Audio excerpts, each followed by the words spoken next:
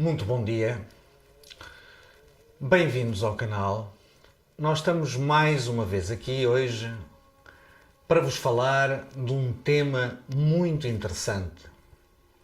O que é o corpo astral, o que é o mundo astral e como é que isso pode influenciar a nossa vida. Nós, como seres humanos viventes num corpo físico, temos nessa biologia uma determinada fisiologia, uma determinada anatomia,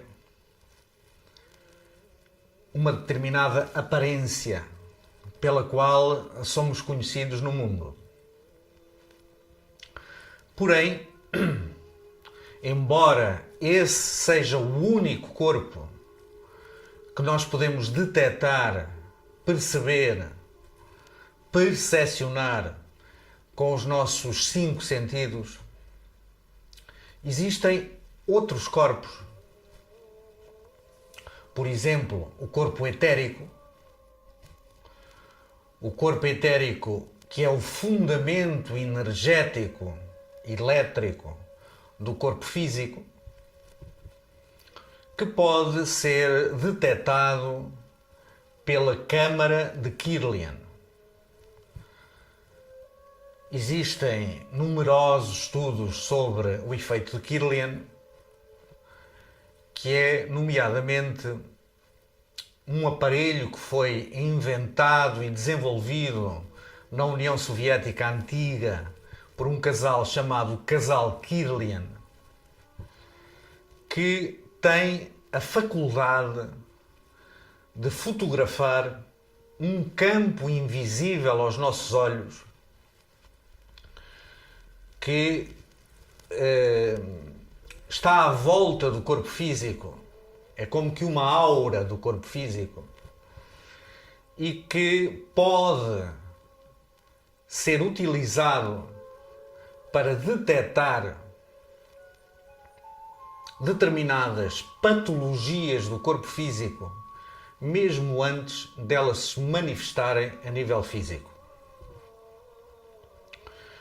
O interessante dessa máquina, dessa câmara de Kirlian, é que, por exemplo, na fotografia de Kirlian de um dedo, pode ser detectado praticamente o estado geral do indivíduo.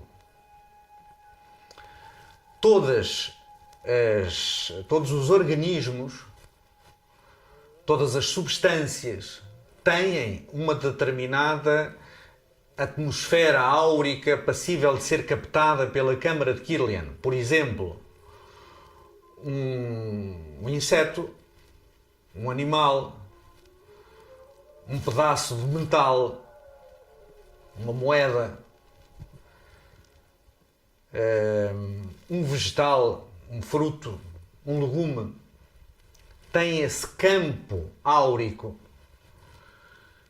que, apesar de não ser aquela coisa chamada de aura que é vista por aqueles seres especiais que têm a clarividência desperta,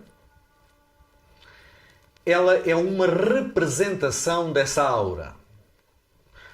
A fotografia de Kirlian, ou a kirlianografia, está para a radiografia, assim como a aura está para o corpo físico. Isto é, nós, ao estarmos a ver uma radiografia de um braço, ou de um corpo, de um tronco, não estamos a ver esse corpo, não estamos a ver esse tronco, estamos a ver uma imagem projetada por uma determinada tecnologia desse mesmo corpo. Na kirlianografia acontece exatamente a mesma coisa. Isto é, quando tiramos uma kirlianografia, não estamos a ver a aura, mas sim uma representação de uma determinada tecnologia de imagem que chamamos de kirlianografia. É muito interessante constatar que numa kirlianografia de um animal, por exemplo, de um inseto que está vivo, é totalmente diferente do mesmo inseto que está morto. É também interessante verificar que, por exemplo, uma kirlianografia de uma folha que está viva ainda, se for cortada uma parte dessa folha e colada, portanto, feita uma nova kirlianografia da parte restante, a kirlianografia, durante alguns momentos, vai ainda detectar a parte da folha que não estava lá. Isto é, apesar de ter sido retirada uma parte da folha, ela aparece ainda registada na imagiologia através dessa tecnologia. Isto é interessante verificar e tem uma certa semelhança, por exemplo, com aquilo que se passa quando uma pessoa, por um motivo de força maior, é amputada de um braço, ou de um dedo, ou de um pé, ou seja do que for. Os médicos conhecem e sabem que existe a chamada dor fantasma. Isto é, apesar do membro não estar lá, ainda tem uma determinada dor, como se lá estivesse. Dizem os médicos, porque não conhecem mais nada a não ser a matéria tridimensional, que isso é por causa dos nervos. Sim, é verdade que é por causa dos nervos. Até aí não há problema nenhum. Mas está, de facto, demonstrado, através desta tecnologia da kirlianografia, que existe uma parte energética do corpo que persiste após a amputação, seja do que for, seja de um organismo vivo, vegetal ou animal. Acontece exatamente a mesma coisa. Portanto, o que é que nós estamos a ver aqui na kirlianografia? Estamos a ver o fundamento energético, o fundamento de campo elétrico gerado pelo corpo físico, que em muito está relacionado com a aura. Volto a dizer que a aura tem uma aparência completamente diferente, vista clarividentemente.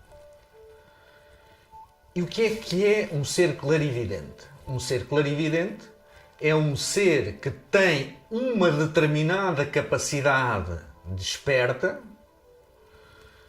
relacionada com a sua glândula pineal, que capta essas pequenas perturbações eletromagnéticas que estão em nosso redor. Mais à frente postarei um vídeo sobre essas características e sobre o como nós podemos proceder para desenvolver essas mesmas capacidades. Bom, voltando à nossa kirlianografia, é interessante verificar que, por exemplo, a kirlianografia de uma pessoa que está em perfeita saúde é diferente se essa pessoa está, por exemplo, com uma dor de cabeça. Apenas uma dor de cabeça, uma simples dor de cabeça, afeta toda a atmosfera energética dessa pessoa, que se vai refletir naquele dedo que nós pomos na máquina de Kirlian. E essa kirlianografia passa a ter uma zona que é mais escura, que não tem tanta energia. A técnica da kirlianografia não é reconhecida pela ciência oficial, pela medicina oficial. Muitas são as razões para isso acontecer. Eu deixo ao vosso critério escolher essas mesmas razões. O que vos posso dizer é que a kirlianografia é extremamente barata, Não tem nada a ver com o custo de uma ressonância magnética, não tem nada a ver com o custo de uma TAC, uma tomografia axial computurizada. Inclusivamente é mais barata do que um simples raio-x. E através da kirlianografia é possível detectar doenças que ainda não se manifestaram no plano físico. Às vezes com 3 meses de antecedência. 4 meses de antecedência. Imaginem esta tecnologia posta ao serviço da medicina convencional. Em primeiro lugar, haveria certas tecnologias de imagiologia extremamente caras que estariam em concorrência direta com esta tecnologia, que é barata. Em segundo lugar, o facto de ser detectada essa doença mais cedo faria com que determinados medicamentos caros não fossem utilizados ao invés de uma prevenção que essa doença pudesse ocorrer. Quem ganha e quem perde com tudo isto? É uma questão que vocês deverão explorar. Regressando ao aspecto essencial daquilo que é a kirlianografia, é interessante também verificar que, por exemplo, uma pessoa em estado meditativo, em meditação, um monge em meditação, feita essa kirlianografia, a sua imagem aparece de uma forma muito mais coerente, ou seja, a luz aparece quase como sólida. O campo elétrico dessa pessoa aparece quase como sólido. Por tudo isto, e apenas estamos a falar ainda só do corpo etérico e não do corpo astral, podemos provar cientificamente que, de acordo com o nosso estado, o nosso campo elétrico, o nosso campo vital, se modifica e se modifica de uma maneira extraordinariamente importante. Ao longo deste século, que foi estudada a kirlianografia, verificou-se também outra coisa interessante. É que determinados pontos sensíveis da kirlianografia, por exemplo, num dedo, correspondem às terminações dos meridianos utilizados pela medicina tradicional chinesa naquilo que é a acupuntura. Por exemplo, vamos imaginar que eu tenho aqui um ponto no dedo mínimo que, através da utilização da acupuntura, espetando uma agulha aqui, passa uma dor de dentes do lado correspondente. Se eu tenho uma dor de dentes do lado direito, no maxilar superior, por exemplo, espeto uma agulha aqui e a dor de dentes alivia ou passa totalmente. Se for do lado esquerdo, aqui. E se nós fizermos a kirlianografia desse dedo e tivermos uma dor de dentes, vamos encontrar justamente nesse mesmo ponto, já utilizado pela medicina tradicional chinesa há cerca de 3.000 anos, vamos encontrar uma alteração na sua imagem. Interessante. Tomem atenção que isto é muito interessante. Ou seja, os pontos da acupuntura e as alterações produzidas no corpo etérico que se refletem nesta tecnologia de imagem são coincidentes. Ou seja, isto leva-nos a outro mundo completamente novo.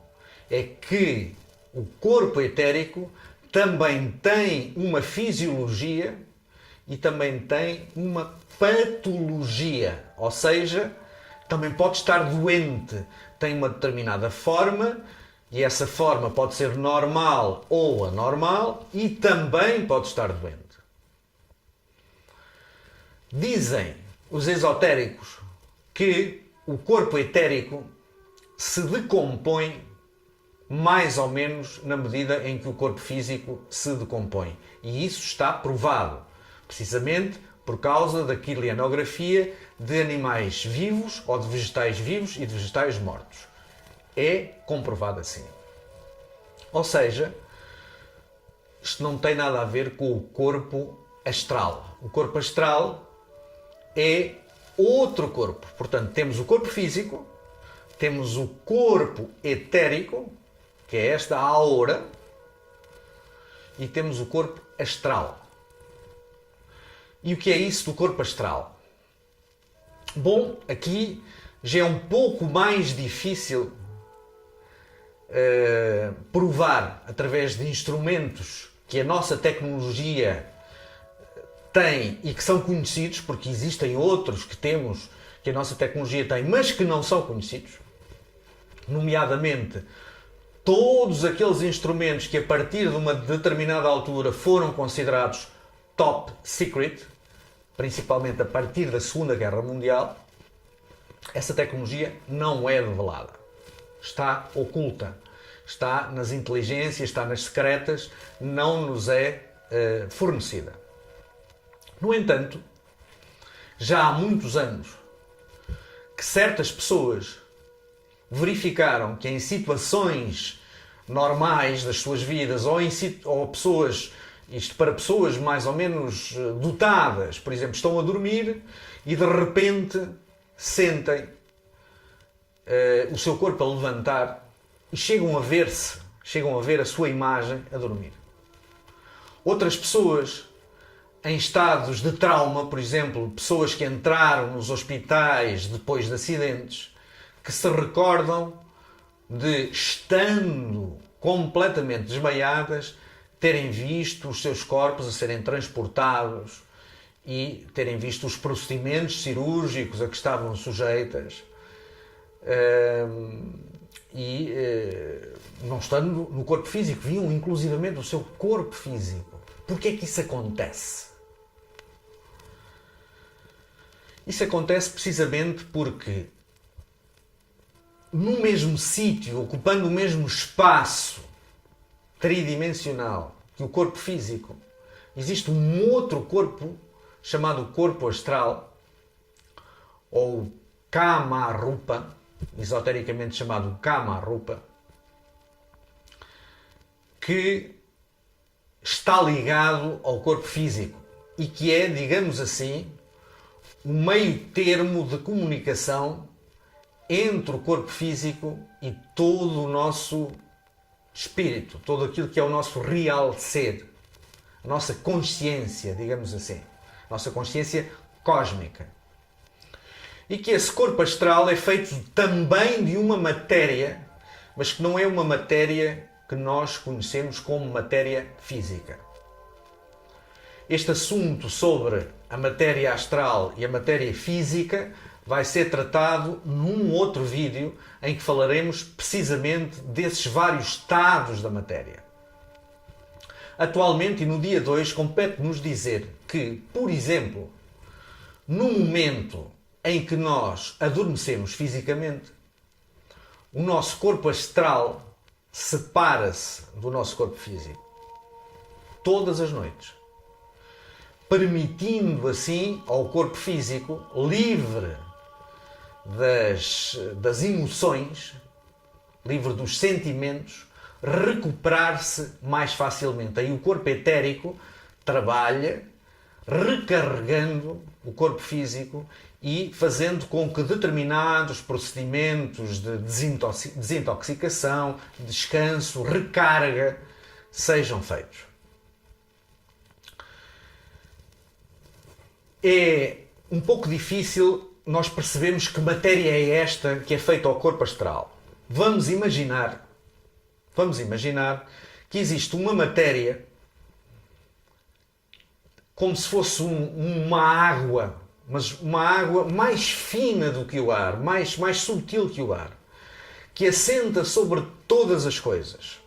Ela não tem peso, mas no entanto, tal como a água que nós conhecemos, a água física, que se cola às paredes das coisas, essa água cola-se às paredes, ao chão, ao teto, às mobílias, aos nossos corpos físicos.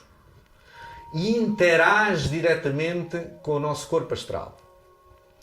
Cada sentimento que nós produzimos atua numa membrana imaginária.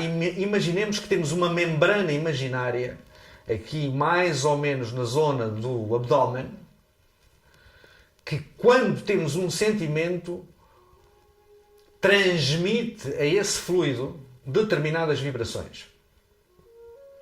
Aquela dor de barriga que nós dizemos, aquelas borboletas no estômago que nós dizemos quando estamos ansiosos por determinada coisa, é imaginariamente essa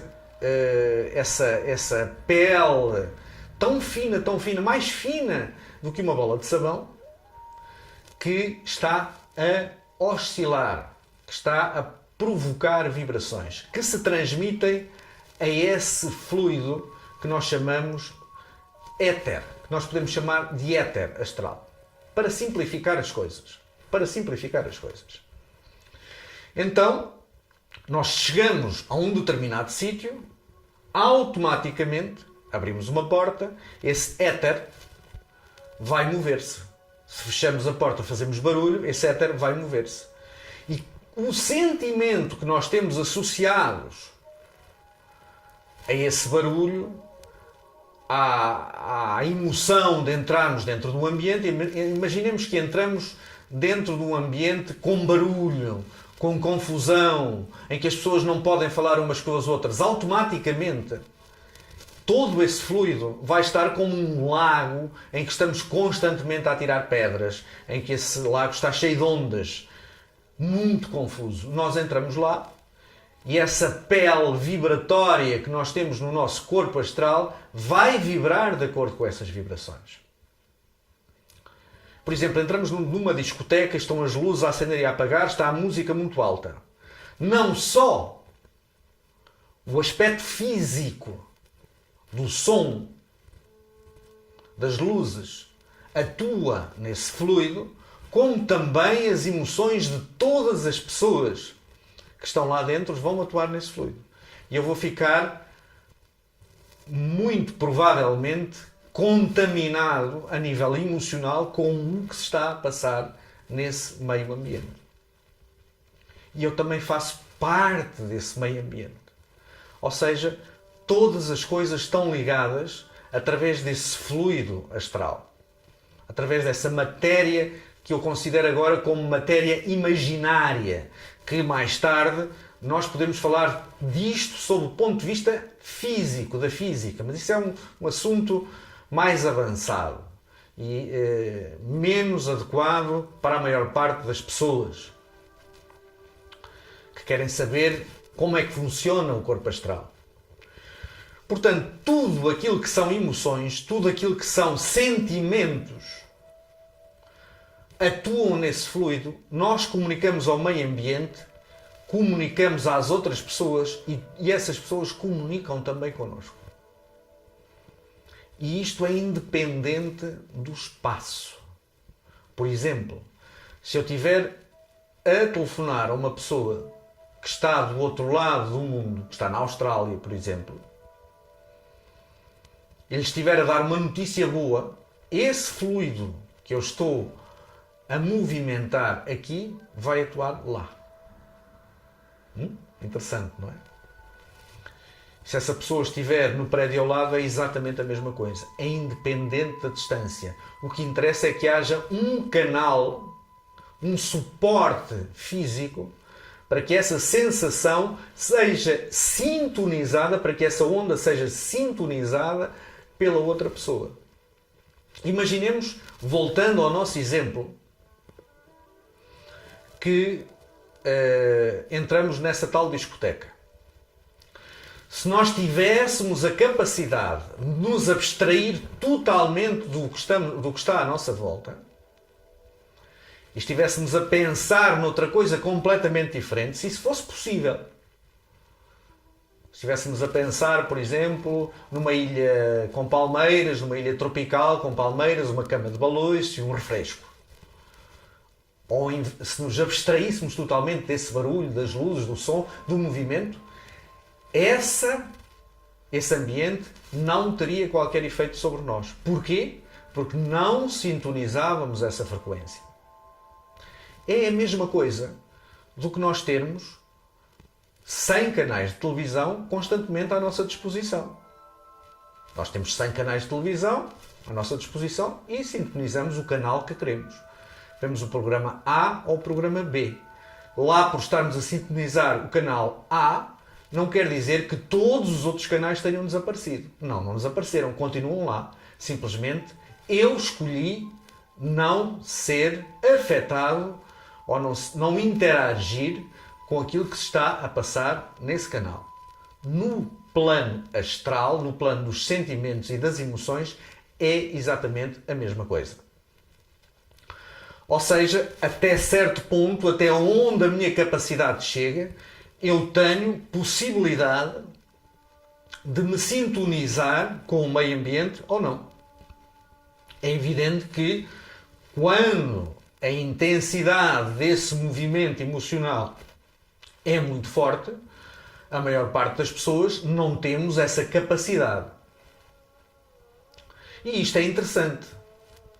É interessante por várias razões. Em primeiro lugar, porque estamos agora a compreender um mecanismo da contaminação do meio ambiente. Por exemplo, se nós estamos numa fila de qualquer coisa para pagar, por exemplo, na saída do supermercado. À nossa frente estão 2 ou 3 pessoas e há uma coisa qualquer que impede que o caixa continue a fazer um registro da pessoa que está a atender. Liga ao telefone, chama ao supervisor e as pessoas à nossa frente começam a ficar impacientes. Começam a bater o pé, começam-se a mexer, etc. O que é que acontece connosco? Normalmente ficamos impacientes também por contágio. E de onde é que vem esse contágio? Vem precisamente do facto de nós termos sintonizado a emoção da pessoa ou das pessoas que estão à nossa frente. E começamos a participar também, a fortalecer essa onda vibratória. Essa onda emocional vibratória. Essa onda astral vibratória. Isto é muito interessante, porque isto leva-nos depois a outro plano muito interessante, que é o astral coletivo. Nós temos hoje uma coisa que se chama comunicação social. A comunicação social tem um papel extraordinariamente importante na amplificação das emoções coletivas e no caráter pró-cíclico de determinados acontecimentos serem mais ou menos intensos. Por exemplo, os fogos. É evidente que nós devemos ser informados que existem fogos em Portugal, porque são uma tragédia. Porque todas as pessoas que são, portanto, vítimas dessa tragédia têm o direito de ser ouvidas pela opinião pública. Mas o que já é prejudicial é o aproveitamento para fins comerciais, para fins de ter audiências, que a comunicação social faz dessas coisas. Porque é totalmente martelante. Diz, e o fogo isto, e coitada desta pessoa, e coitada daquela, e mais não sei quê, e mais não sei quê, em vez de se focar nas soluções que são necessárias e ter essas notícias como informação, não vai se focar exatamente naquilo que cria impacto negativo nas pessoas. Ou seja, se a pessoa A sofreu um determinado problema, sofreu uma determinada tragédia, essa tragédia é ampliada a nível nacional ou a nível até internacional E vai fazer o quê? Vai agitar toda essa matéria coletiva astral nacional. E normalmente o que é que acontece? O incendiário está a ouvir. Aquele incendiário que tem uma psicose, que tem uma doença psiquiátrica qualquer, que torna pirómano, está a ouvir. E diz assim, e se eu for atear agora um fogo, essa coisa vai aparecer na comunicação social. Eu vou ser uma pessoa importante, porque faço qualquer coisa que os outros veem. Isso dá-lhe poder. Supostamente dá-lhe poder. Ou seja, a comunicação social está a ser pró-cíclica. Está a aumentar o fenómeno. Toda a gente percebe isso. Mas a nós interessa-nos perceber o mecanismo daquilo que é uma emoção coletiva amplificada. Bom, posto isto, qual é que é a nossa liberdade? O que é que nós podemos fazer para sermos ou não alvos desse bombardeamento coletivo de emoções, muitas das quais estão amplificadas pela comunicação social? Em primeiro lugar, darmos conta disso. Por exemplo, outra coisa muito importante, a publicidade. Aqui há tempos houve uma exposição automóvel. Deu na televisão, vimos os carros topo de gama. Normalmente, quem compra carros topo de gama muito potentes são homens. Também compram mulheres, mas é menos quantidade. Claro que os vendedores, que os estandes sabem disso. E então, vamos fazer uma publicidade dirigida justamente ao cliente que pode comprar este carro. Quem é o cliente que pode comprar este carro? É um cliente que tem muito dinheiro, é um cliente homem e é um cliente que tem determinadas características que o marketing determinou. Então é curioso que nesses salões automóveis, associado a um carro, está sempre uma modelo muito sexy, muito bonita. O que é que isto quer dizer? O que é que isto nos sugere? Sugere-nos que, a nível inconsciente, quem vai ver o carro está a ser seduzido por essa mulher e quando compra o carro, compra também a mulher. Ou compra pelo menos a possibilidade de ter uma mulher daquelas. Inconscientemente funciona assim. Ou seja, isto está generalizado. Nós vemos sempre a potência do automóvel acompanhada de uma natureza erótica, de uma natureza sexual. A publicidade vende por causa disso. A publicidade neste campo. Noutros campos explora outras coisas. E isto está no inconsciente coletivo. Depois vai-se projetar. E depois quem anda com um carro muito potente, as outras pessoas olham para ele e dizem: ali está uma pessoa importante, ali está uma pessoa bem-sucedida, ali está uma pessoa que tem aquilo que quer. Porquê? Porque ele foi capaz de comprar a mulher que está associada ao carro. E isso não é assim. Muitas das vezes essas pessoas até são extremamente infelizes. Nós é que pensamos que elas que são felizes. Porquê?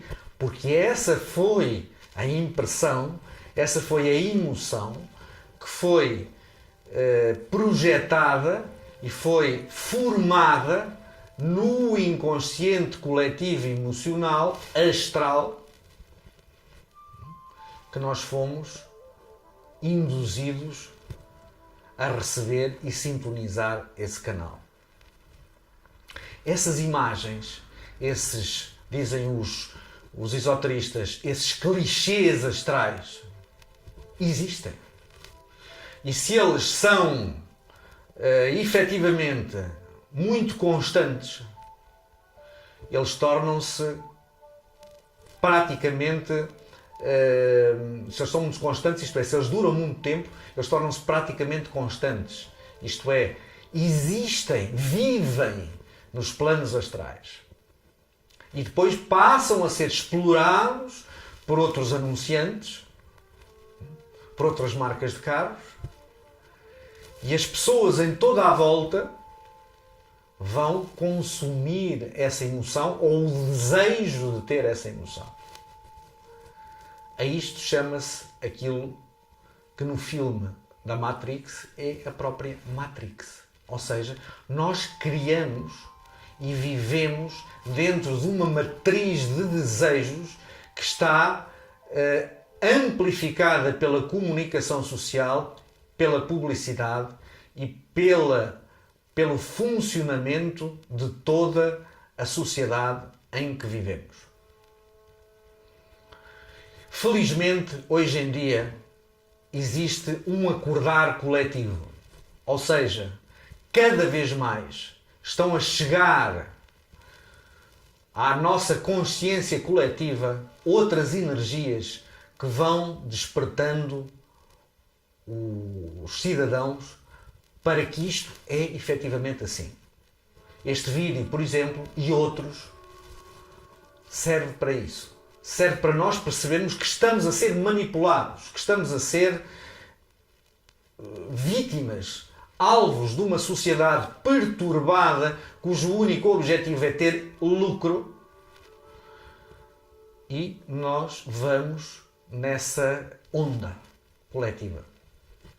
Portanto, para a próxima vez que estiver numa fila de trânsito em que vir um outdoor, por exemplo, compre este eletrodoméstico e aparece-lhe uma cara de feliz, quer dizer, você vai ser feliz se tiver este eletrodoméstico.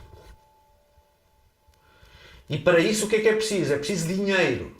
E para ter dinheiro o que é preciso? É preciso trabalhar, é preciso ser escravo de determinada empresa. E no fim nós vamos comprar esse eletrodoméstico. Se não temos dinheiro temos que o pedir e ficamos escravos de uma dívida. Vamos comprar o eletrodoméstico, temos ali um dia de felicidade e isso desaparece.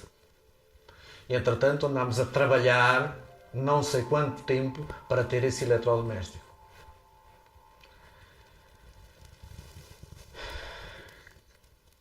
Queridos ouvintes, há 40 ou 50 anos, neste país, às vezes roubava-se porque se tinha fome. Hoje, rouba-se porque se tem telemóvel 9.0 e sequer o 10.0. Isto é uma realidade. Ou seja, nós não temos necessidade de muitas das coisas que aquilo que a sociedade quer que nós tenhamos como tal. Nós podemos viver com muito menos se escolhermos e fizermos as opções certas. Nós temos todo o poder de desligar a televisão, de mudar de canal, de aceitar ou não aceitar esta ou aquela publicidade, de aceitar ou não aceitar esta ou aquela notícia, de vermos quando estamos a ser manipulados, quando estão a ser criados desejos que não têm nenhuma necessidade de serem criados para a nossa própria vida. Num outro vídeo, nós vamos falar em pormenor daquilo que é o corpo astral já no plano esotérico, no plano do desdobramento astral, e como o corpo astral se pode separar do corpo físico e viver noutras realidades paralelas. Por agora é tudo. Se gostou desta apresentação, desta palestra, clique, por favor, em gosto e subscreva o canal para receber as nossas atualizações. Muito boa tarde ou muito bom dia e até à próxima.